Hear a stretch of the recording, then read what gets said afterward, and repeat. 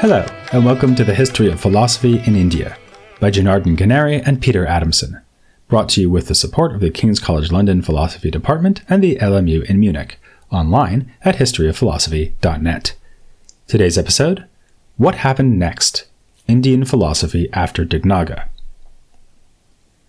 In this series of podcasts about India, we have tried as best as we could to follow the without any gaps approach. Still, with a philosophical tradition as vast as India's, we have had to skip over many barely known figures and movements, and even with the ones we have managed to include, we can hardly claim to have done them full justice. We began with texts older than the pre-Socratics of ancient Greek thought, and worked our way forward as far as Dignaga and his contemporaries around 600 AD. Initially, philosophy appeared above all as a reflection on the way one lives one's life. Doing philosophy was the way to reach some final desirable end state, be it moksha, a state of ultimate freedom, or nirvana, release from all too human suffering. These philosophies of path and purpose included the ancient wisdom of the Vedas, a body of ritual prescriptions seemingly brought to India by Aryan settlers, and the Upanishads, poetic visions of the unity of humanity, ritual, and cosmos. Under this heading, we also considered the original teachings of the Buddha and Mahavira. We counted the vast Hindu epic, the Mahabharata, which contains within it the Bhagavad Gita, as another thread woven into the rope of thought through time that was early Indian philosophy. Sticking with the weaving theme, we then turned our attention to what we called the Age of the Sutra. Remember, sutra actually means thread. The philosophical texts from this period were highly compressed and aphoristic in nature, hence extremely hard to figure out without the aid of an interpretive gloss. Thus, we also met the great commentators, who are really responsible for bringing systematicity into the Indian debate and for the evolution of these schools of Nyaya, Vaisheshika, Samkhya, Yoga, Mimamsa, Charvaka, and Vedanta. Buddhist and Jain philosophers were not to be left out. Their switch to Sanskrit fundamentally transformed philosophy in India until the end of the first millennium. One of the keenest and most fascinating Buddhist philosophers of this period was Nagarjuna, whose formidable assault on the metaphysical notion of svabhava, or self-nature, inspired the formation of a branch of Buddhist philosophy known as Madhyamaka, the middle way philosophy. Another was Vasubandhu, who both standardized Abhidharma in Sanskrit and laid the foundations for another new school of Buddhism, Yogacara.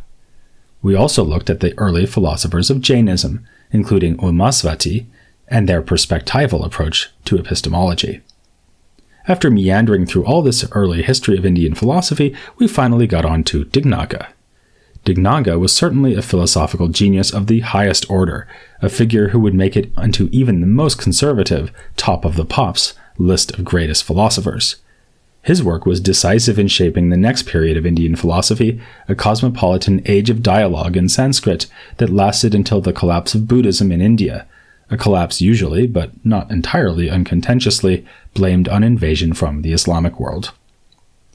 We are not alone in seeing Dignaga as the inaugural figure in an entirely new epoch in Indian philosophy, although scholars have different opinions as to the reasons for his extraordinary influence. Of course, we have put the emphasis on his theoretical innovations and his invention of new philosophical methods, including new ways of defining terms and new formalizations of sound argumentation, but others have noted that he also invented a new way of writing philosophy, a transformation of discursive practice. For example, Lawrence McCrae says that Dignaga initiated a sudden, widespread, and radical transformation in the reading, citational, and discursive practices of Sanskrit philosophers, a transformation perhaps even more dramatic in its effects than Dignaga's specifically philosophical contributions. He makes the systematic investigation of, and response to, the texts of rival philosophical traditions a basic organizing principle of his own work. These new ways of arguing and writing about philosophy were immediately taken up by a large sector of the philosophical community and rapidly became the hallmark of philosophical activity in a broad Sanskrit cosmopolis that was to endure for centuries, and whose geographical borders spread well beyond the subcontinent. So that brings us to the end of the series. We've occasionally glimpsed further ahead, for instance when discussing the ideas of Abhinavagupta, who lived in the 11th century. Later figures have also been mentioned now and again by our interview guests. and we have picked out topics and themes for particular attention, such as nonviolence, the role women played in the early history of Indian philosophy, animals, karma, time, and even Tantra. In effect, we've covered the first millennium and a half of Indian philosophy, which isn't too bad in 60 episodes. Yet, if anything, things really picked up speed in the next millennium and a half, between Dignaga and the present day. A huge amount of great philosophy happened on the Indian subcontinent in that time. Perhaps we shall return to treat it properly, and without any gaps, in another series of podcasts in the future. For now, we will round off this series with the briefest of hints as to the history of philosophy in India from Dignaga onwards. It is something of an irony that, despite his enormous impact, the works of Dignaga in Sanskrit were lost for a long time. The reason for this is that he was blessed, or possibly cursed, in having an extremely brilliant disciple, Dharmakirti. It was Dharmakirti's work that provided the canon for later authors, widely disseminated, commented on, and attacked, even as Dignaga's own writings faded into the background. For at least 3 centuries, most serious philosophy in India took Dharmakirti as its principal point of reference in one way or another. Thus, Dharmakirti has also rightly received an enormous amount of scholarly attention over the last 30 years or so. As all the schools we reviewed in this series developed, they took Dharmakirti as their foil. In the course of doing so, they achieved great progress in articulating their core beliefs and providing them with arguments of a higher caliber than had ever been necessary before.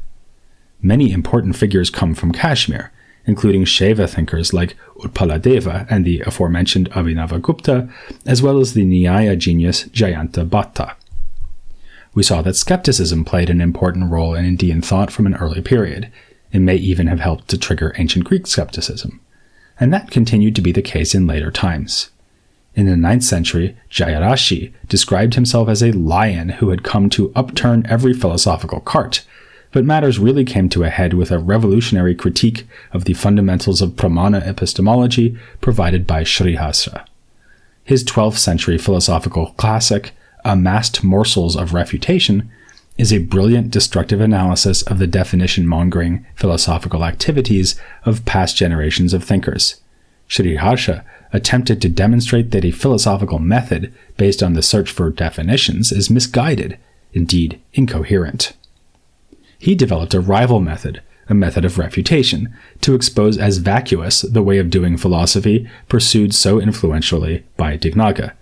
This new method required Shrihasa to reconstruct the best possible version of any definition, not merely the best one anyone had actually formulated.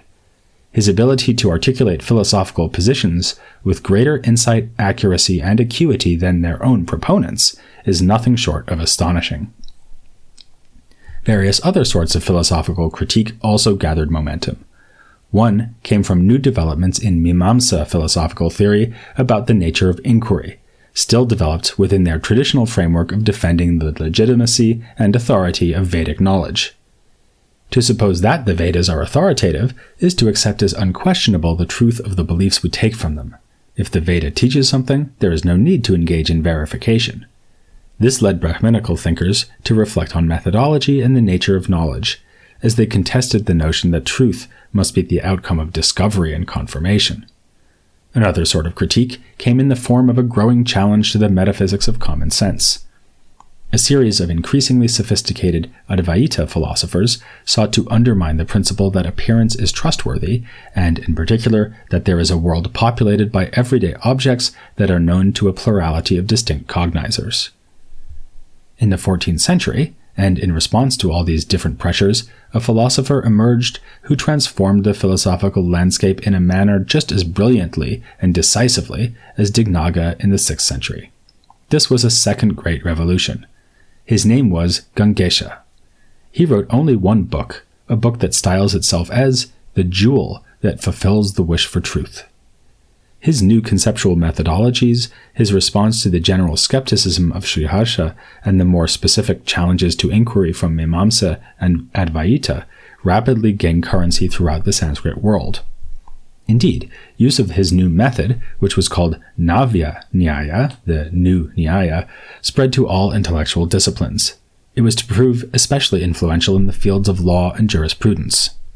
The heart of Gangesha's new method was a meticulous technique for the disambiguation of terms and assertions, so that an opponent's thesis could be carefully separated into a variety of possible readings, each of which could then be individually refuted. The 16th and 17th centuries were an extraordinary period for philosophy in India. This was partly, but only partly, the result of new encounters with Islamic culture.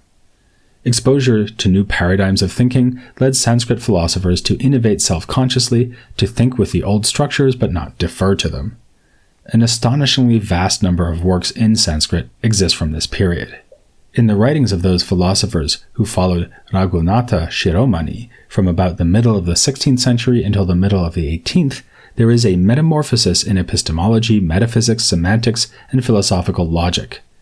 The works of these philosophers, many of whom lived in Raghunatha's hometown of Navadvipa in Bengal, are full of phrases indicative of a newly open and exploratory attitude, phrases like, "this should be considered further," or "this needs to be reflected on." It was not new exegesis of the ancient texts that drove this work, but inquiry into the problems themselves, along with a sense of engaging in an ongoing project. A second group of philosophers, this time based in Varanasi, and again profoundly influenced by Raghunatha, sought to use his work in reinterpretations of ancient metaphysics, sometimes with the support of the Islamic rulers of Mughal India. At the same time, and in opposition to Raghunatha's band of new reasoners, while also co-opting his methods, the works of thinkers like Madhusudana Sarasvati, Appaya Dikshita, and Nilakanta Chaturdara brought forth a distinctive renewal to Vedanta in their own complex negotiations with Mughal patronage and power and with their own pasts. In tandem with these developments in Sanskrit literature, Muslim philosophers were producing important and innovative philosophy in parallel centers of Islamic learning. Three important Islamic trends in India emerged during the 17th and 18th centuries. As we mentioned in the last episode, there was the bilingual project of Dada Shikoh and others who translated philosophy from Sanskrit into Persian. Then, there was the Sufi philosophy of Muhibballah Ilahabadi, a prolific author in Persian and Arabic and defender of the Andalusian mystic Ibn Arabi. Finally, there was debate between Avicennan thinkers, such as the influential philosopher Mahmud Janpuri, and illuminationists. Meanwhile, Muhibballah al-Bihari's Sulam al-Ulum is a milestone 17th century Indian textbook in Arabo-Islamic logic. Some of these developments were discussed briefly in the podcast in this series on philosophy in the Islamic world. Check out episode 189. Unfortunately, we still have only the most rudimentary understanding of the nature of intersections between Sanskrit, Persian, and Arabic philosophical scholarship in early modern India. Nor at present do we have much insight into the dynamics of philosophical activity in Indian vernacular languages in the period. We next move to the era of British colonial occupation, which was not quite the total disaster for indigenous philosophy in India that it might have been, as colonialism so often was in other parts of the world. One effect it did have was to foreground new philosophical priorities, especially the need to respond to an incompatibility at the heart of the colonial project. On the one hand were the pretensions of European claims concerning the values of liberty, tolerance, equality, and secularism. On the other hand were the multiple and manifest illiberalities, intolerances, and inequalities of colonial rule, which began first during a period of exploitative governance by the East India Company from the Battle of Plassey in 1757 until the failed Independence War in 1857, and then under direct colonial rule by the British Crown until independence was finally won in 1947. Brilliant Indian thinkers like Gandhi, Nehru, Ambedkar, and Tagore, now often writing in English, made political and social philosophy the center of philosophical activity in India, whereas in earlier times it had been mind, language, epistemology, and metaphysics. Meanwhile, other philosophers reflected deeply on the nature of the subject, its freedom, agency, and identity, in a concerted effort to formulate the philosophical grounds of an intellectual decolonization. In the struggle for freedom from political and intellectual servitude, the whole of India's philosophical past became an immense resource. In particular, its perceived spirit of negotiated pluralism and non-coercive cosmopolitanism were made central to the design of a post-independence nation. philosophy has continued to progress in India from the 1950s to the present day. Though sometimes struggling to find a voice inside Victorian-era universities, and understandably taking a back seat to the more urgent task of rebuilding the Indian economy after the ravages of extractive colonial governance, there are positive signs that, as India enters a new period of economic prosperity, philosophy will again assume its traditional place at the very heart of Indian society and culture. And thanks both to new perspectives from the South Asian diaspora, as well as to a new generation of philosophers in the West who have a more global and cosmopolitan view of the discipline than their predecessors, the study of Indian philosophy in universities around the world is enjoying a period of unprecedented growth. Should this make us expect that insights from Indian thought will be brought into philosophy as it is taught and researched outside India? Of course, our hope is that this podcast and other efforts to familiarize a broad audience with this tradition will give philosophers a push in that direction. In that spirit, we'll conclude by noting a few areas where the Indian contribution seems both distinctive and promising from a contemporary point of view. Let's begin right where we finished, that is, with the interview that closed our historical survey and preceded our discussion of the influence of Indian philosophy on other cultures. In that interview, we heard from Amber Carpenter, who explained the famous Indian ethic of non-violence towards animals. As you might have noticed, the rationale given against harming animals was very different from what we usually hear today from partisans of animal welfare, including philosophers who concern themselves with this issue. If you consider a prominent figure in today's philosophical discussion like Peter Singer, you find utilitarian principles being used to argue for better treatment of animals. It is because animals can suffer and get something positive out of life that we should avoid harming them. Other animal ethicists take a rights-based approach, arguing that animals have just as much claim to liberty and welfare as we do, a position that could justify complete animal liberation, not in the Buddhist or Jain sense of that term, but meaning the abolition of all use of animals for human purposes. By contrast, the ancient Indian commitment to nonviolence was a holistic way of life, with avoidance of animal suffering as only one of its many consequences or aspects. To live in accordance with nonviolence, or ahimsa, is to take a certain attitude towards all living things, including plants, to oneself, and even towards inanimate objects. Kicking a stone in anger could be a violation of this ethic, even though the stone obviously has no rights or ability to suffer. As the Mahabharata puts it, ahimsa is the dharma. It is the highest purification. It is also the highest truth from which all dharma proceeds. It would be interesting to see whether a modern-day philosopher could revive this Indian teaching, putting the avoidance of violence at the center of an ethical theory, rather than trying to extract non-violence out of some other core notion, like utility or duty. The relatively recent revival of Aristotelian ethics, which has a similar holism and commitment to virtue as a way of life, may give us some cause for optimism on this score. In metaphysics, we've seen a number of theories that are more fascinating and important for a global history of philosophy than likely to appeal to the average philosopher of today. The prospects for a comeback of Samkhya category theory, with its lists of different types of entities, or of Vedanta monism, seem rather remote. But the metaphysical theory, if it is right to call it a theory, of another author might be a more plausible source of inspiration. The author we have in mind is Nagarjuna. In the interview with Graham Priest, we heard how Nagarjuna's patterns of reasoning might be compared to non-classical logic.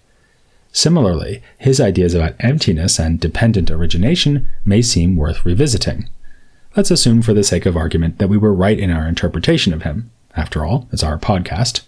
We argue that to say things are empty is to claim that they have no fixed intrinsic essence or nature. Rather, the being of things would be purely relational. This, it seems, could be an exciting idea for a modern-day metaphysician. Rather than thinking of the world as being made up of discrete objects that then bear relations to one another, what if we took the relations as the fundamental building blocks? At the very least, some philosophers today are ready to admit that relations are ineliminable from our view of the world, in other words, that we cannot just translate all talk of relations into non-relational properties. And some would say that a relational view of things may fit with modern physics better than a view based around intrinsic natures. Nagarjuna could be a formidable ally to philosophers who are already inclined to think that way. let's turn to epistemology, which, as we've seen, was one of the most abiding concerns of the ancient Indian philosophers. Here, we have seen both constructive contributions to the theory of knowledge, in the form of developments of the theory of pramanas, and also rich skeptical traditions. We referred to Sri Harsha earlier, and his critique of epistemology seems indeed to be attracting the contention of contemporary epistemologists. Something similar is true of Sanskrit work in the philosophy of language, especially its highly developed accounts of metaphor and literary significance. Yet, perhaps the area where there has been most activity in the direction of a cross-cultural philosophy has been in the philosophy of mind. Classical Indian theories of mind have fed into contemporary progress in the area of cognitive science, and in new philosophical understandings of consciousness, attention, and self-representation. The celebrated Oxford philosopher Michael Dummett thought that philosophy of mind was the area in philosophy which would profit most from philosophers working in divergent traditions coming together, and there does seem to be some truth in this. We conclude this series on an emphatic note by saying that ancient Indian thought has everything a historian of philosophy could want. It is a tradition rich with interpretive challenges, full of subtle texts that respond to one another and are often intriguing in their literary form. It was historically influential, to some extent on the European ideas that are more familiar to many philosophers, but above all in cultures across Asia. It addressed core questions in every department of philosophy, and it advanced novel ideas in many, if not all, of these areas, including ideas that could be taken up by contemporary thinkers. This is not to say that every philosopher has an obligation to learn something about Indian intellectual history, but it is to say that any philosopher could benefit greatly from doing so. One reason that we don't think there is such an obligation is that there is so much other great philosophy in other cultures and other times. Perhaps no one alive has a truly full appreciation of the riches of European philosophy from the Greeks all the way down to the present day, and as this series has shown, Europe has not been the only place where great philosophy was done. So, the podcast is going to continue looking at non-European traditions. These will hopefully eventually include China and other East Asian cultures, which will give us a chance to learn about the aforementioned influence of Indian thought, but our next stop will be Africa. In a further series of episodes, which will run about the same length as this series on ancient India, Chike Jeffers will be joining me to explore philosophy in Africana culture, beginning with ancient Egypt and going forward to philosophy in the diaspora of the peoples of Africa, right down to the late 20th century. If you followed this series using iTunes or some other way of subscribing to the podcast, then just stay subscribed because these episodes on Africana philosophy will be appearing on the same feed. Of course, they will also appear on the podcast website. And before that, you'll get one last look at Indian culture as we're joined for a finale with a very special secret interview guests.